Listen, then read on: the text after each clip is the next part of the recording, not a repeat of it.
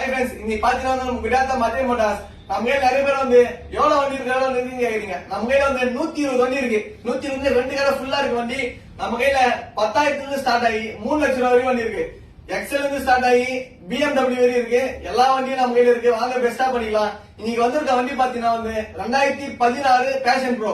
2016 fashion ப்ரோக்கு நம்ம code பண்ற price பாத்தீங்கன்னா ஜஸ்ட் 36,000. Final price just 36,000.